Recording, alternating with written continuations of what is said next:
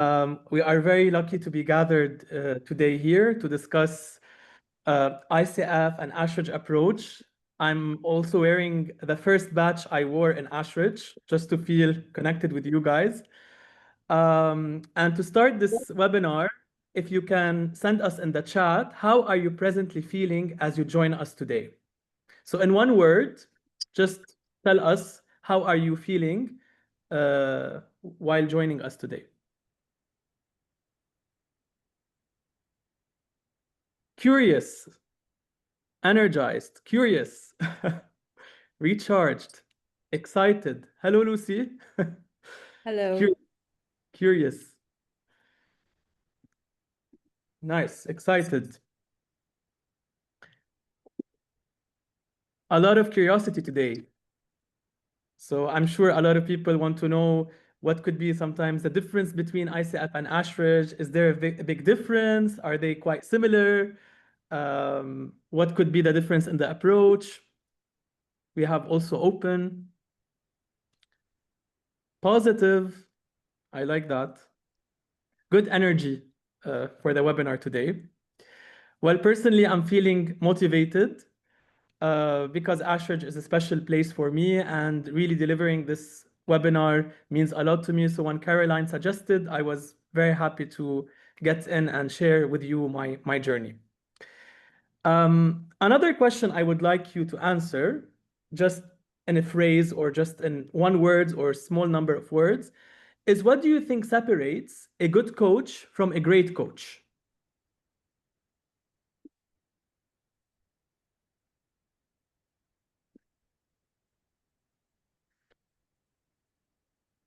So what makes us say that this coach is great, that I like his work or I like her work? She's excellent. She's really good. Authentic presence, being the coach, not doing the coaching. I love that. Authenticity, knowing when to challenge, being present. They use themselves as a tool. That's very nice. Kind, 100% focus on the coachee. We're going to talk about this, Patricia, today. The ability to make unconscious, I missed it. The ability to make unconscious processes conscious and work from there. Relational partnership and presence. I love that. A good coach helps you improve. A great coach transforms the way you see yourself and what you believe is possible. Very nice. Loving the answers because they are very relatable to what we are going to talk about today. So I know Caroline did a small introduction about me, but let me tell you more about myself. My name is Adel Pour Hakimi. I'm an executive coach and corporate facilitator. I started my profession in accounting, finance, and the business field. I served this profession for more than 10 years. In 2019, I was looking for a profession that was more aligned with my interest, values, and passion. So I didn't know what to do. The only thing I knew is that I didn't want to continue in accounting and finance. So my friend advised me to go and see a coach. So I said, okay, I don't know what coaches usually do. So I went to this career coach and we did some coaching sessions together, and I really fell in love with the process. And then I decided that I want to study as a coach.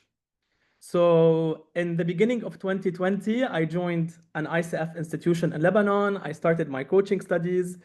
It was at the peak of COVID, which was a very good time to start because I had more free time to do my coaching practice with practice clients. Currently, I'm an ICF-PCC coach, and I'm also an Ashridge Accredited Executive Coach. I have masters in executive coaching. I have more than 850 hours of coaching with different clients in diverse professions. The good thing about being in Lebanon and in the Middle East is that you don't only serve the Lebanese market, but you serve the MENA region, the Middle East and North Africa region, because we speak the same language and we have similar culture. So I had a lot of my clients not only in Lebanon, but in the UAE, Saudi, Egypt, Kuwait. I also had clients in the UK because of me joining Ashridge.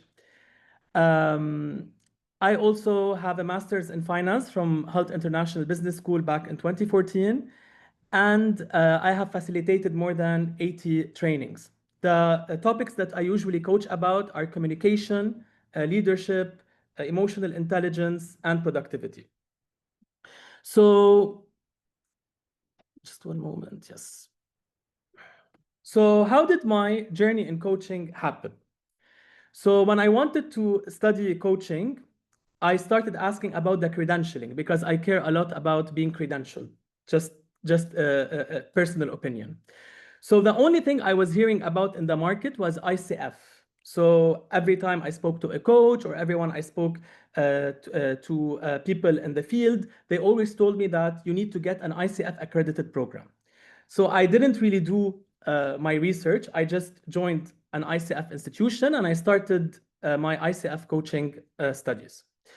What I learned in my ICF were really the ICF code of ethics, the ICF competencies, which we will talk about later, and some life coaching tools. Why life coaching tools? Because my program was purely life coaching back then. And it was a very nice program because I learned a lot on how to coach, how to ask powerful questioning, how to use some coaching tool like the GROW model, the Wheel of Life, different other tools. I learned how to share observations. I learned how to run away from rescuing clients, how not to advise clients, because ICF is very anti-advice giving or anti-advice providing. So I joined this institution in 2020, and in 2022, I was able to get my ACC credential. And then in 2023, I got my PCC credential after I got 500 hours of coaching practice. We will talk more about the credentialing in a bit. So what does ICF talk about coaching? How does ICF approach coaching in general? So before I go into this point, I just want to tell you that everything I'll be sharing is subjective. It's my own personal opinion. It's my own experience of how I experienced ICF coaching and then how I experienced Ashridge coaching. So you may agree with me, you may disagree with me. Things that I would say might resonate with you, might not resonate with you. So please, anything you want to say, you can write on the side, and then we will have a Q&A part in the end where you can share whatever you want, or you can ask me whatever you want. So in regards to ICF, how they approach coaching, let's first start with how does ICF define coaching? So ICF defines coaching as partnering with clients in a thought-provoking and creative process that inspires them to maximize their personal and professional potential. So ICF talks about partnering with clients, meaning that there's no really hierarchy with our clients. So ICF does not consider the coach to be the expert. We are all on the same level. And it talks about us challenging our clients in order to provoke their thoughts and to help them achieve personal or professional potential. And when they talk about maximizing, it's really about not only helping them achieve their goal, but also making coaching transformational for them. So it's a transformational journey for our clients. What I learned from ICF approach, or how ICF usually works with clients, first is that ICF is very goal-oriented. So in ICF, we talk about two main agendas. We talk about the big agenda and we talk about the small agenda. The big agenda is the goal of the whole coaching engagement, or is the goals of the whole coaching engagement. So whenever a client wants to work with an ICF coach, in the first session, they should really specify goals for the whole coaching engagement. It's part of the ICF competencies and the ICF ethical guidelines. So this is what we call the big agenda. And also these goals need to be measured. So we need to ask the client usually, how will we know after we finish the coaching engagement that you have achieved these goals or this big agenda that you are coming for? So this is in regard the big agenda. For the small agenda, it's usually the goal of every session. So ICF recommends or highly recommends that we need to set a goal for every session, and the goal need to be very well set, and also the goal need to be measured by the client. So also we need to ask the client, how will we know after this coaching session that you have achieved this goal? So when we were doing the recordings for the credentialing, it was a challenge for us to set the goals, because one of the metrics of passing the recordings in the ICF is setting the goals in an efficient way, because they care a lot about the goals. Another thing where, or what I realized from the ICF approach and coaching, it's that it's very client-centered. ICF cares a lot that we do not advise the client, we do not provide advices. ICF cares a lot that we do not provide guidance to the client. The client is fully accountable on or in advising themselves and finding their own solutions, in taking their own decisions. However, we are here to support the clients in finding their own answers. So they care a lot that we don't impose our subjectivity on the clients. So they care a lot of us not asking leading questions, of not really, or of being very careful on how we provide our hypothesis sometimes, on being very careful on how we provide our observation sometimes. Why? Because they don't want our client to be affected or to feel that our observation or our hypothesis is being imposed on them, which might lead them in a certain way, or which might lead them in the way we want them to be led.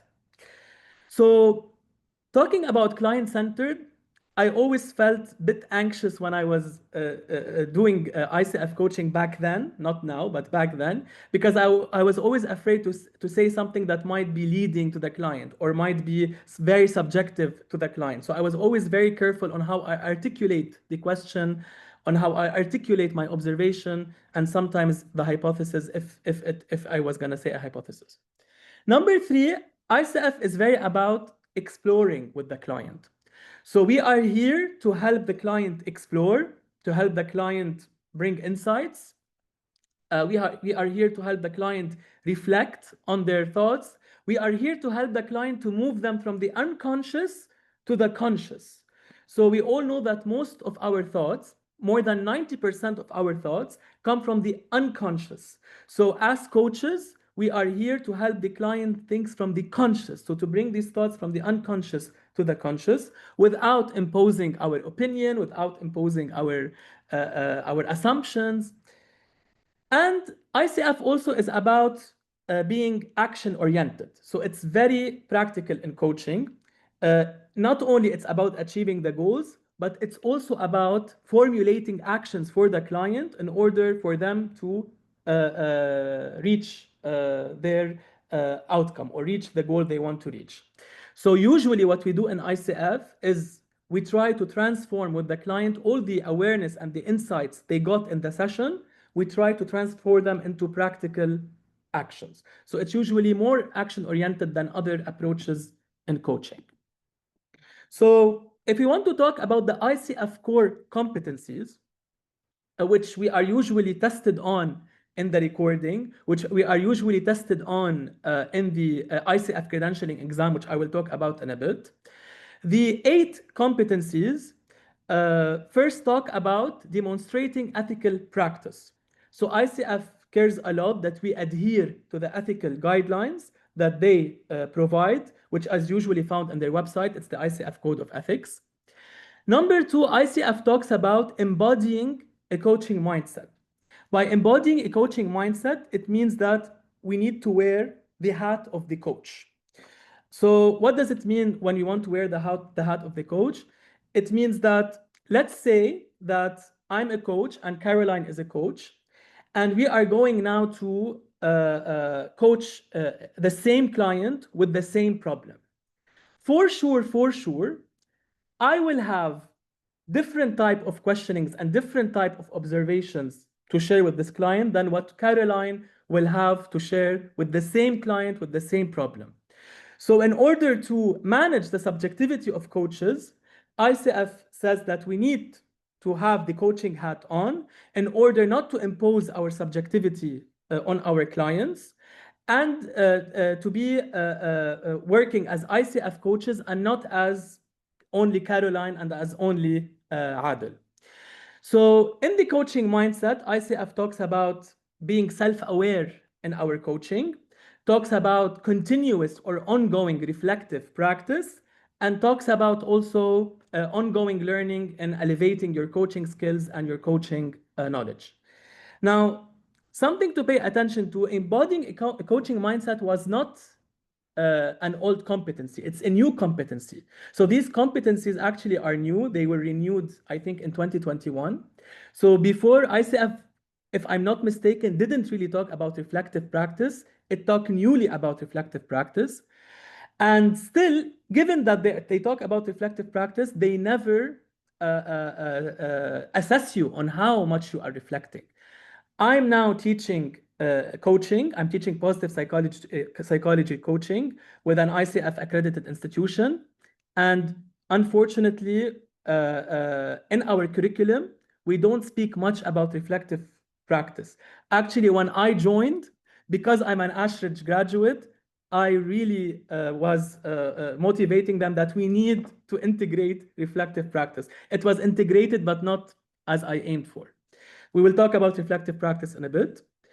Number 3, establishing and maintaining agreement. So this is about the goal. So again, ICF cares a lot about contracting with the client, about having these big goals with the client that we want to attain in the end of the coaching agreement, and also about having a goal in each session.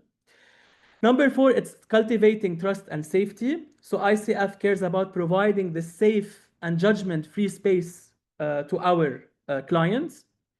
Number 5, it's about maintaining presence, meaning that ICF wants us to be fully attentive, flexible, and responsive in the sessions with our clients or in the moment with our clients.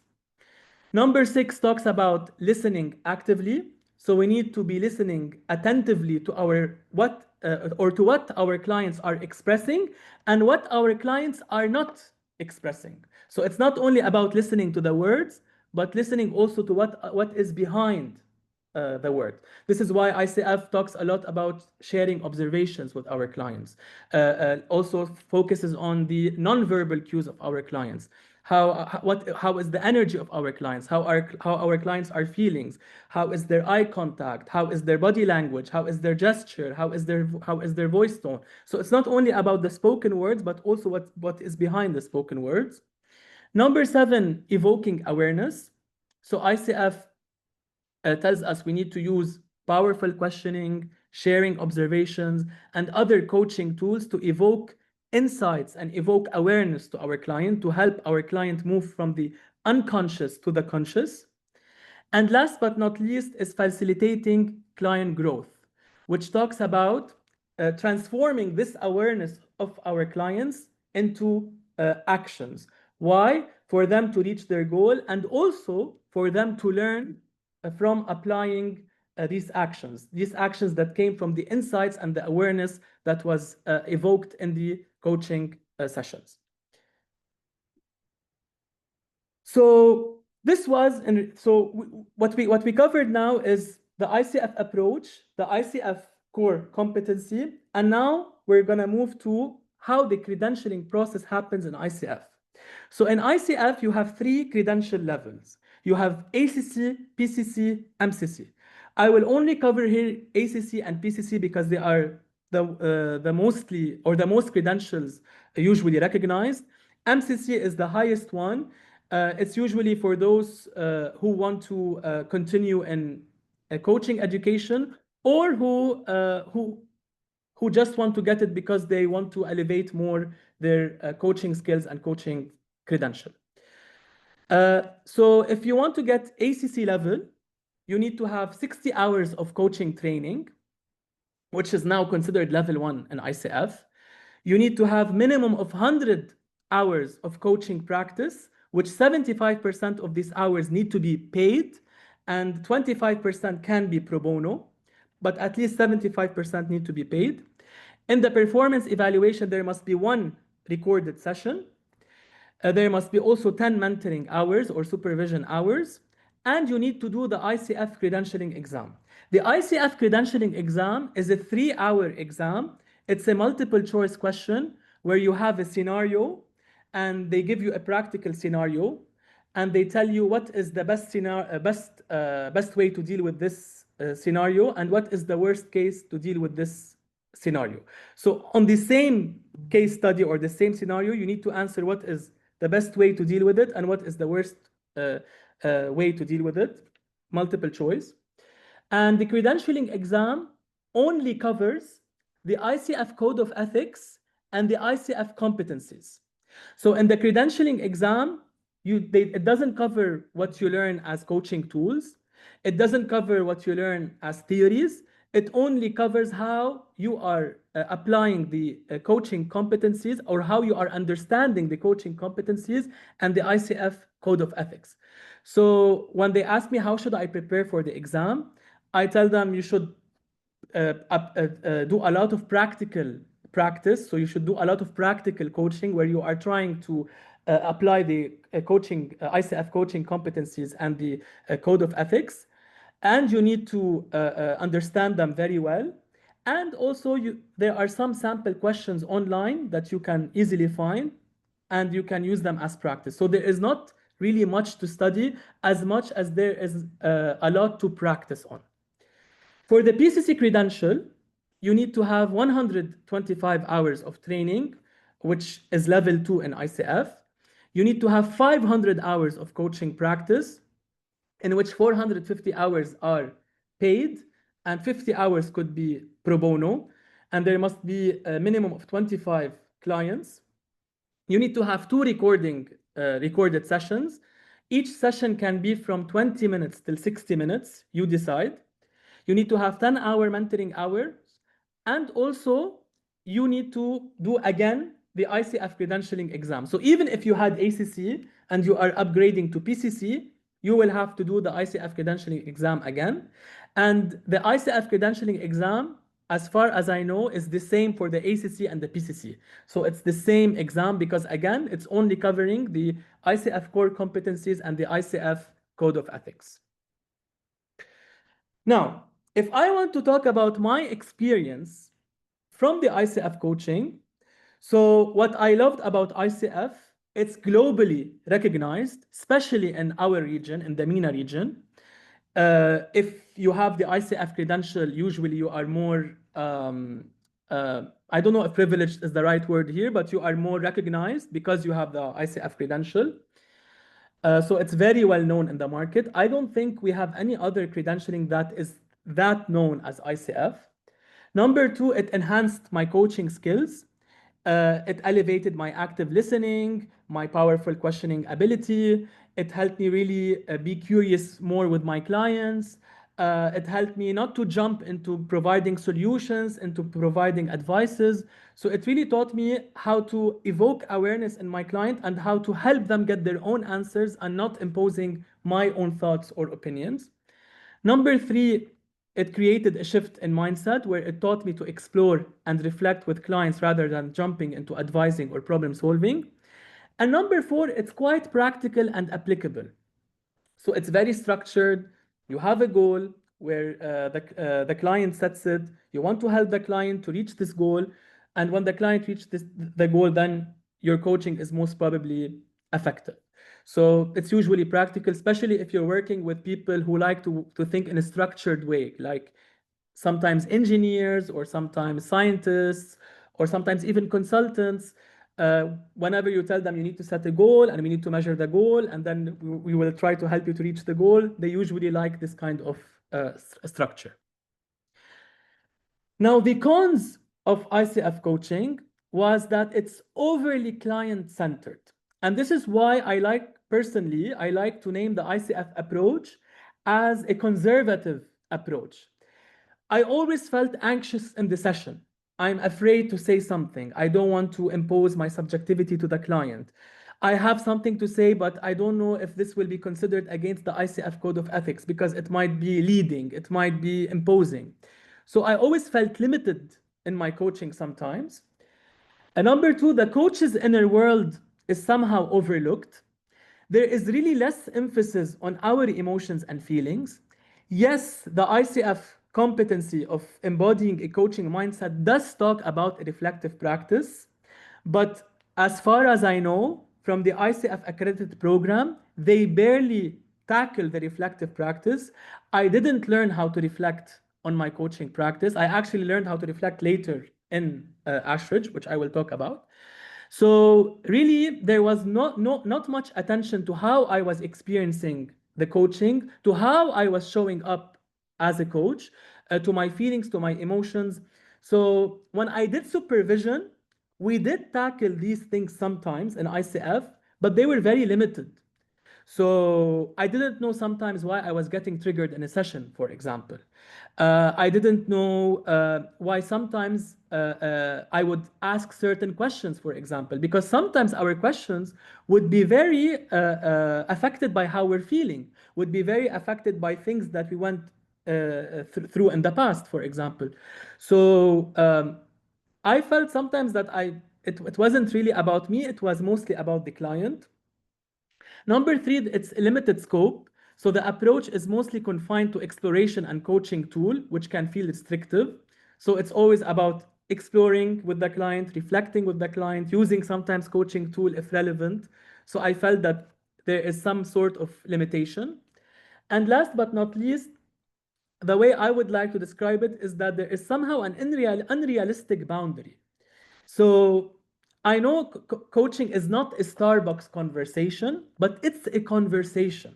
So when I feel I'm coaching an ICF, I feel that it's a bit limiting because I cannot offer the advice that sometimes I feel it's relevant for the client. And I feel that sometimes I want to say things, but it might maybe be against the ICF Code of Ethics. So I consider these somehow to be quite unrealistic boundaries. It's a bit away from reality. Don't get me wrong, I love ICF, I will tell you in the end, but this is where I'm sharing the disadvantages of ICF according to me.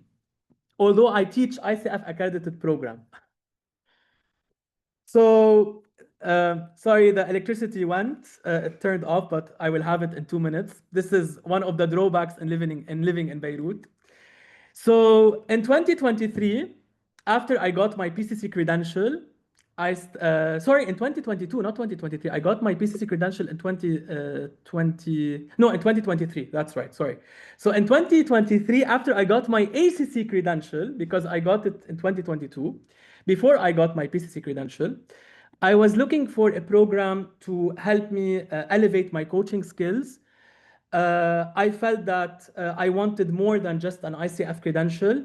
I felt that I wanted to also have an advantage on other coaches. I wanted to learn more theories. I wanted to learn more tools because I felt, although I was having a lot of clients, I felt sometimes I was being stuck. I felt that it was becoming very similar, the way of coaching. So I felt I was doing the same process all over again. I felt that I was getting stuck sometimes, which is normal to be stuck in coaching, but I felt there that I needed more. I needed support. I needed more support. I needed more help. So while I was searching for programs online, I found the Ashridge program. And what motivated me to look into Ashridge program is that it merged with Hult. And in the beginning, I told you that I have a master's in finance from Hult International Business School. And I had a beautiful experience in Hult back then. And I know Hult is one of the very good universities. I experienced it before, so I know it's my own experience. So I was very excited when I saw that Hult with Ashridge is providing this program. And then I remember very well the first person who contacted me was Caroline, who we had the meeting together and she gave me more information about the program. So I was very excited and I decided that I wanted to do the master's in executive coaching. And also why I was more excited in this program because when I started my coaching studies, I started as a life coach, but I wanted to work more with corporates or in the corporate field. So I wanted to learn more about executive coaching. And Caroline told me back then that, yes, you will learn psychological theories, but also you will learn about some business theories that will be helpful for you in executive coaching. So I joined Ashridge in 2023. I attended the workshops of both years. I used to go there live. Ashridge is a beautiful campus. I don't know if some of you have been there, but when I first entered, I was really mesmerized by what I was seeing. I felt I was at Hogwarts. Everyone says the same comment. Hogwarts is the castle in Harry Potter. So I completed my 2 years in Ashridge. I did my dissertation, which was about how can I manage my anxiety when I'm uncertain whether a topic falls in the spectrum of coaching or psychotherapy. And this is what's fun about the dissertations in Ashridge. It talks a lot about your coaching work. It talks a lot about your work as a coach. So your dissertation question will always have probably the I keyword. Why? Because it's about you. So it's an action research that I did. And unfortunately, a big part of my dissertation was written during the war in Lebanon last year. So in my dissertation, I remember we had the drones hovering above me, and I was writing about my dissertation, and I was mentioning in the dissertation now that the drone now is hovering above me. I can hear the sounds. Also, unfortunately, the sound of the bombs, I was hearing them, and I included this in my dissertation. And why am I telling you this? Because my dissertation was real. So this is what I was experiencing as a coach. I was experiencing a lot of fear, a lot of anxiety. I was witnessing my country being like this part of it being destroyed. We were losing innocent civilians. So I had to include this as part of my dissertation. Then after I finished the 2 years of the workshop and successfully passed my dissertation, I did my Ashridge accreditation, and I was recognized as an Ashridge Accredited Executive Coach. And after I finished everything, I completed then my master's in executive coaching, and I graduated this year in June, on 12 June. So let's see how Ashridge works with coaching. So Ashridge works with relational coaching, which is an approach in which the coach and the client place the relationship at the center of the process, focusing on what unfolds in the here and now. So growth and insights are not imposed, but emerge from the shared interaction, dialogue, and presence between coach and client. So I never heard before about the relational coaching word. For me, coaching was partnership, achieving goals. This is how I knew coaching. So when I heard about the coaching relationship, that was very interesting for me. Because when we talk about the coaching relationship, we are not only talking about the client, but we are also talking about the coach. And we are talking about the interaction that is going between both the coach and the client, and how is this interaction evolving and helping the client move forward. And also another important keyword here is the here and now, is the present moment in the relational coaching. So Ashridge focuses a lot on what's happening in the moment of the coaching, in the moment of the session. So it's not only about what's happening in the moment for the client, but also what's happening in the moment between the client and the coach. And it also focuses on what's emerging. So Ashridge doesn't really focus on the goal of the session, but focuses on what emerges in the session. And this is something personally I find more realistic. Why? Because sometimes we can set a goal, and this goal in ICF can change again.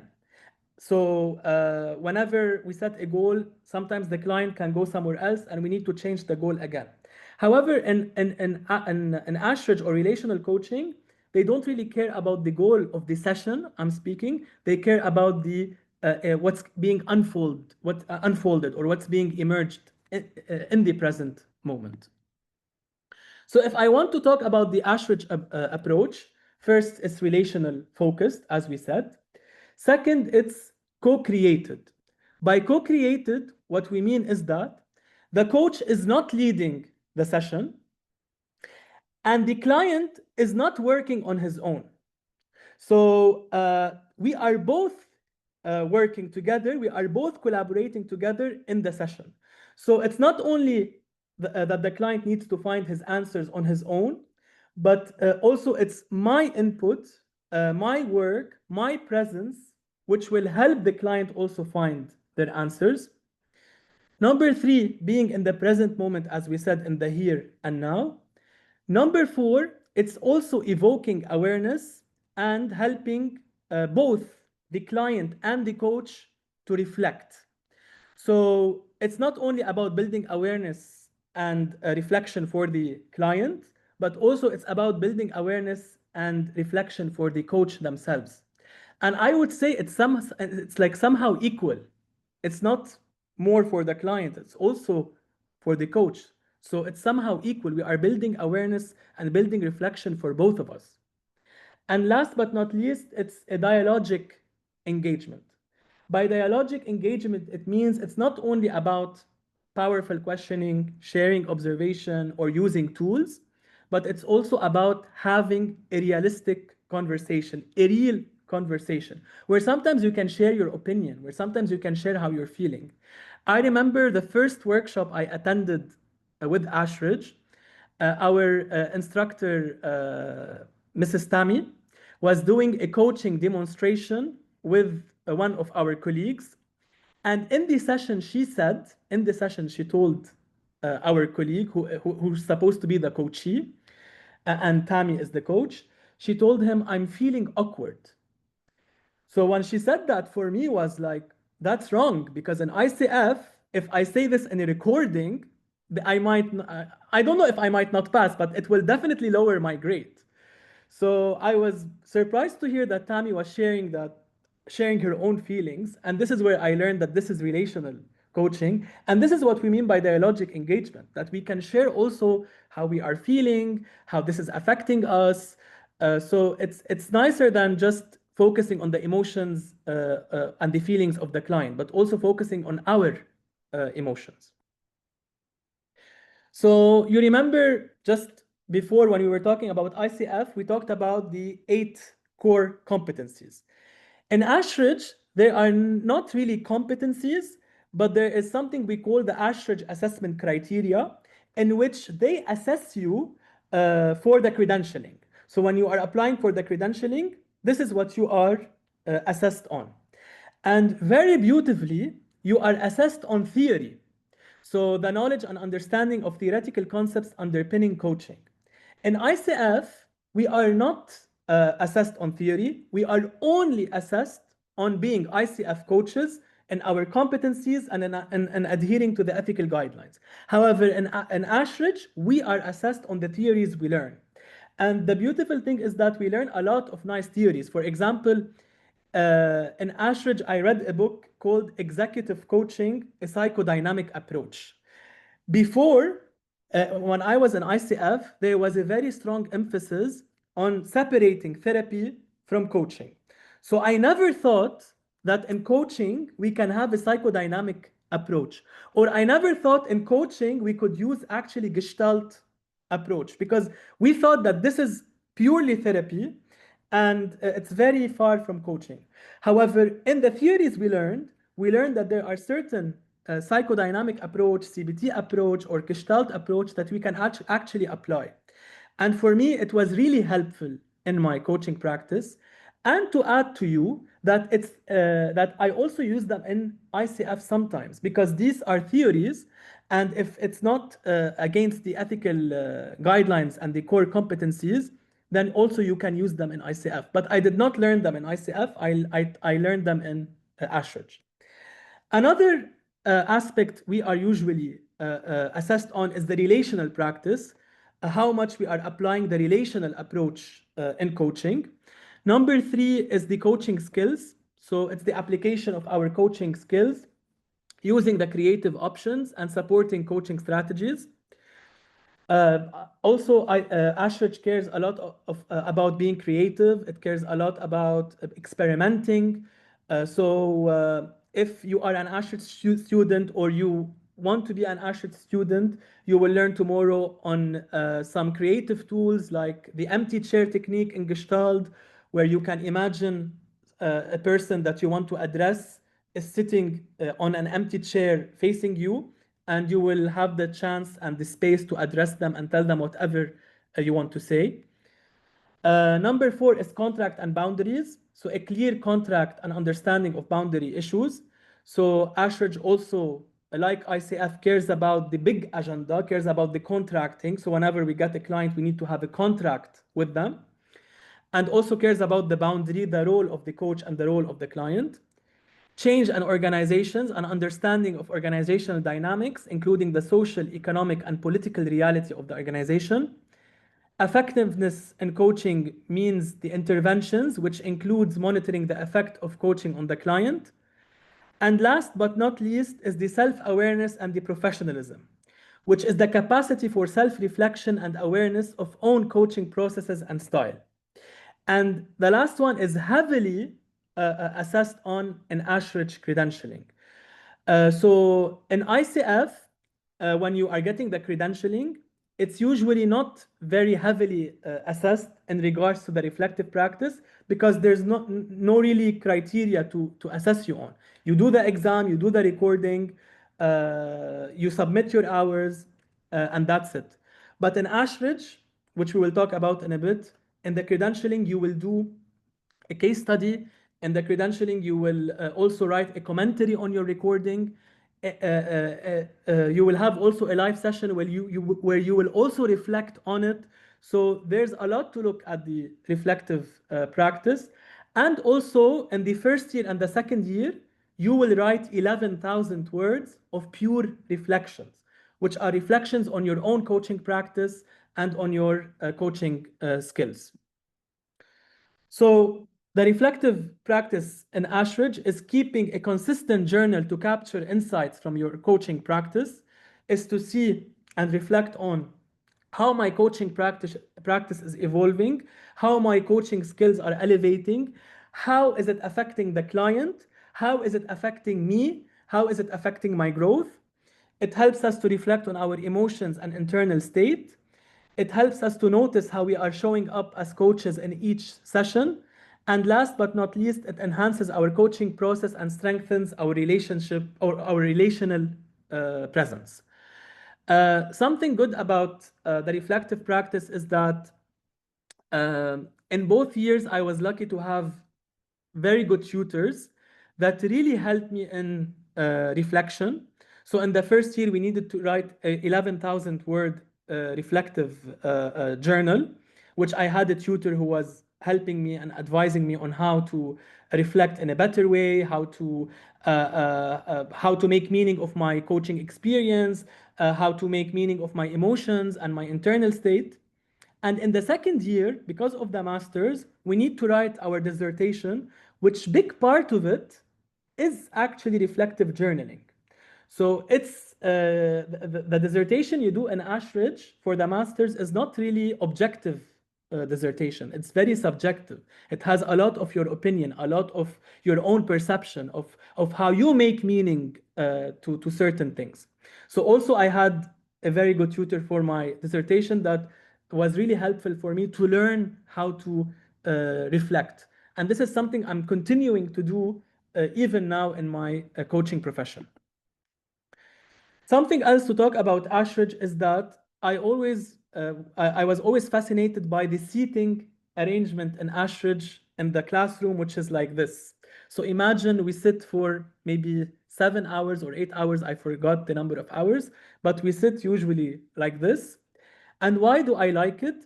Is because it facilitates discussion in the classroom, and it also eliminates the hierarchy. So you don't feel you are talking really to your instructors, but your instructors are sitting with you and we are all somehow on the same level. So each and everyone's input is valuable, is important.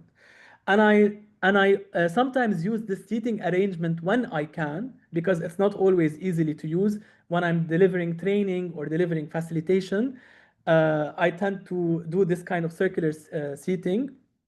but it doesn't always work because of the space.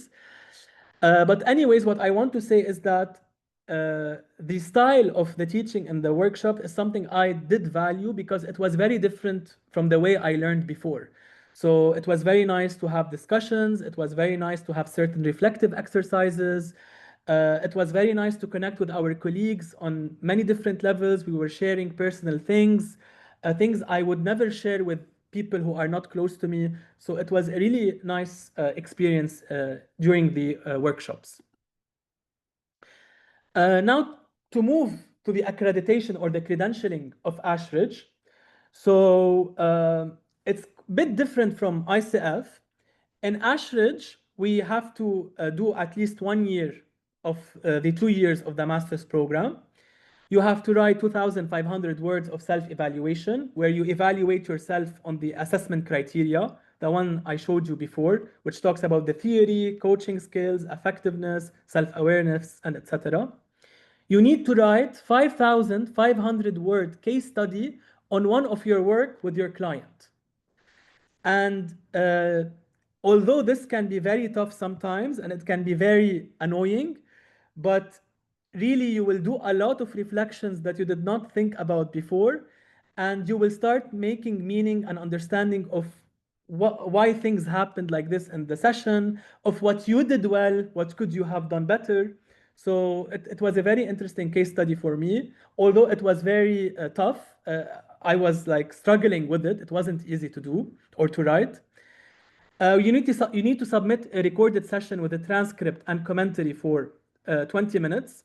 You need to have at least 90 hours of coaching practice in the last 2 years, equivalent to 45 sessions or more.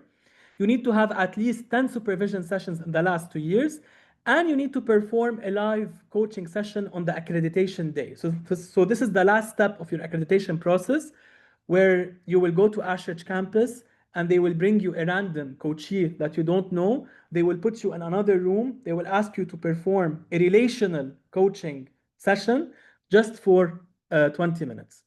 So as you can see in the Ashridge accreditation or credentialing, there is no exam. So it's about case study, it's about practical recorded session, it's about reflection and so on, but there is no exam of code of ethics or competencies like ICF. So to end this, my experience of Ashridge, the pros is that there was a lot of inner work on the coach. So again, there's strong emphasis on the reflective practice. There is relational freedom.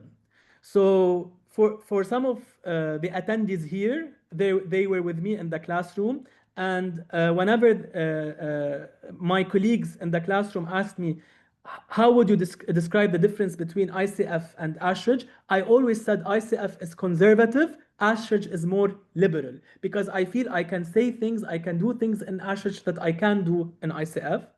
It's very theory driven.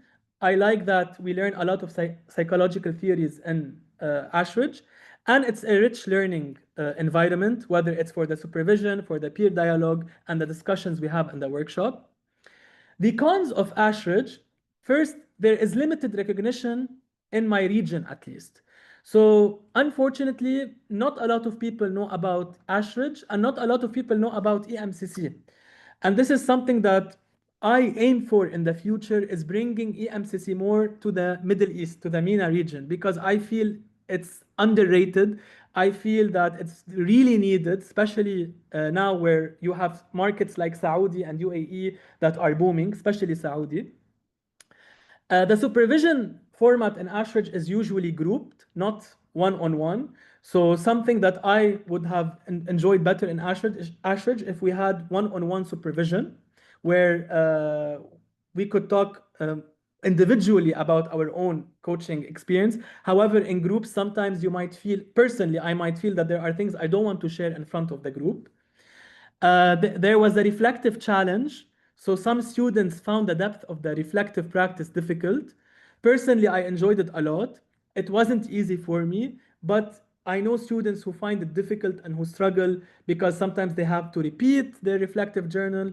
So it's not easy for everyone. And last but not least, there is a lot of independent workload.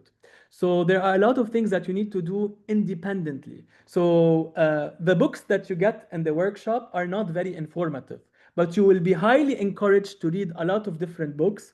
So there are a lot of individual work that you might need to do on your own in order to become better relational coaches.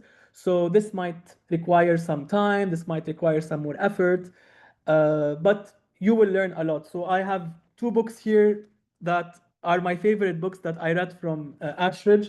One is The Executive Coach, A Psychodynamic Approach. I highly recommend it for you. And one is Skills in Gestalt, which is written by Phil Joyce and Charlotte Sills. And Charlotte Sills is one of our professors at Ashridge. I want to keep room for the questions, so I will be very fast in ending this. So what I want to say is that, don't get me wrong, I'm both a proud Ashridge and ICF coach. I'm very proud of starting my coaching studies in ICF because I did learn a lot. I learned how to explore, I learned how to share insights, I learned how to look what are behind the words from the client, how to even look at the energy of the client. And I'm also a proud Ashridge graduate because I felt that my coaching skills were elevated when I went to Ashridge. So key takeaways, I do prefer the relational approach in coaching, though sometimes I don't apply it. So sometimes I apply it, sometimes I don't. I do prefer the Ashridge approach in training. I found it more enjoyable for me, especially that the theories are more interesting. I do prefer the Ashridge credentialing process because personally, it was helping me reflect on my own coaching practice. And I do prefer the ICF recognition as a recognition because it's more widely recognized. Another key takeaways is that both approaches can be integrated. And this is what's nice about having both credentials. So you can integrate them both and you can still be adhering to the ethical guidelines. Even if Ashridge sometimes can allow for advice, if I'm doing ICF coaching, I won't advise because I would have to adhere to the ethical guidelines. However, I would use theories in Ashridge that I learned. So you can always integrate both of them. There are a lot of similarities, by the way, in both approaches. It depends on what the coach is looking for. And personally, if I get asked, I would recommend to have both credentials. This is just a personal opinion.